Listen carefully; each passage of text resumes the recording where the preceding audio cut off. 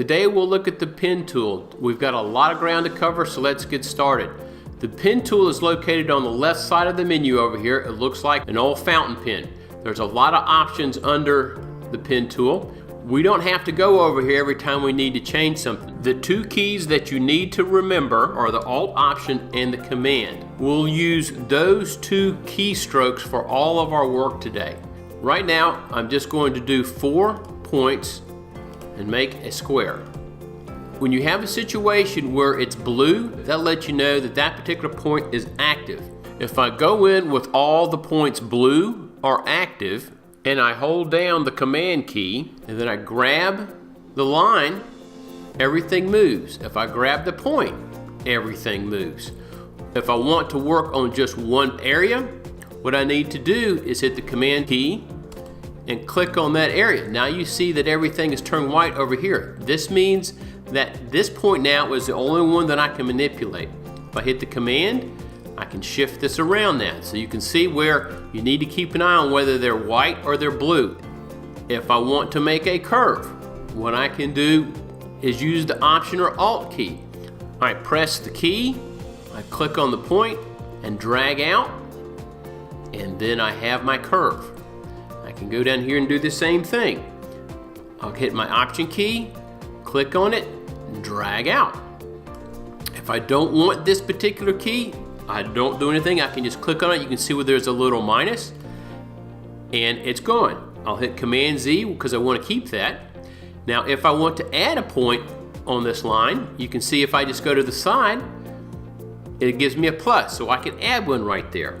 I want to make this a curve, so I'll hit the Option or Alt key, click, drag out, and I'll do the same here. Click and drag out. Now, one thing if you'll notice is if I wind up going the opposite way with one of the handles, it kind of screws my curve up. I'll add a point here real quick, but you can see if I grab one of these handles by hitting Command, if I turn it, it gets all screwy. It's not anything that I really want to do. I want to keep it in a nice circle. So you need to make sure that when you're dragging in a particular direction and stay consistent with that direction if you want the curve to go that way.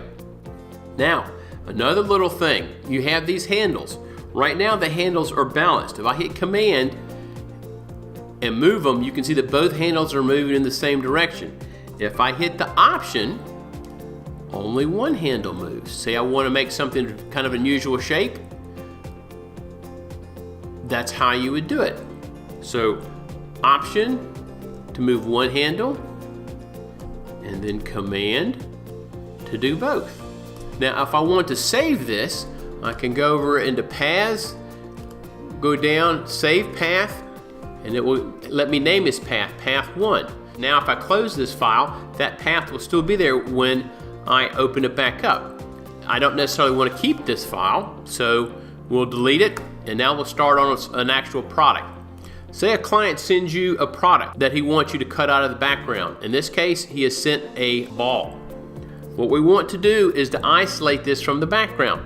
Now, one of the magic wand tools or some of the other selection tools won't really do a good job on this because there's not a lot of contrast between the ball and the background. This is where the pen tool really shines.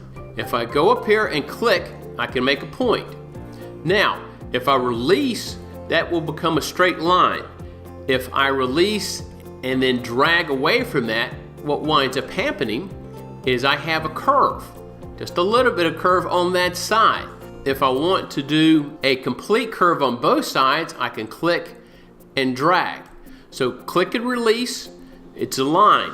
Click, release, click and drag, it becomes a curve on one side. Click and drag, it becomes a curve on both sides. So I will click down here, I will drag, and you can see how it's getting close to the shape I'm looking for. I'll click down here and drag again. I'll click over here and drag, and you see how it's starting to take the shape of the baseball. The fewer points you use, the smoother a line or a curve you can make sometimes. That's why in this case, I only used 4, but you can see where I need to adjust it. Well, I'm not getting a perfect little shape here. So I'll use the Command key. I'll select this point. You can see these others are whited out. I'm gonna pull out as I make this handle longer, it's making the curve longer. That's the relationship there. That might be too long. I'll drag this one out a little bit.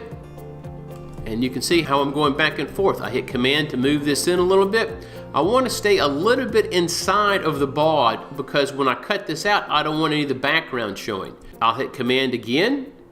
I'm going to drag these corners in. Well, see, I'm trying to make sure that I get exactly what I'm looking for, and this is where it takes just a little bit of practice to get what you want. Now, another way to select the point, you can see where it's blue here, is if I just release everything and do a quick drag over that point. So I can either actually click on the point or I can hold down the Command key and drag over that point, and it does the same thing.